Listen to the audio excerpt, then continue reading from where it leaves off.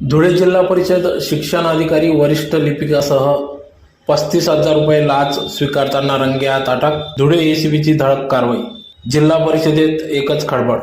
याबाबत अधिक वृत्त असे की गेल्या काही दिवसांपासून तक्रारदार हे शिक्षक असून तक्रारदार यांच्या विनंतीवरून शिक्षणाधिकारी यांच्याकडे बदलीसाठी अर्ज करण्यात आला. सदर याबाबत शिक्षणाधिकारी प्राथमिक राकेश साळुंखे यांनी बदली करून देऊ, परंतु त्यासाठी आपल्याला काही रक्कम द्यावी लागेल.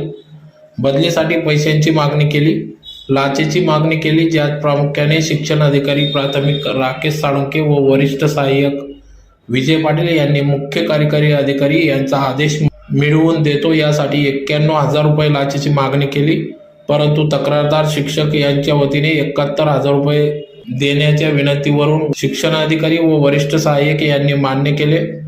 तर या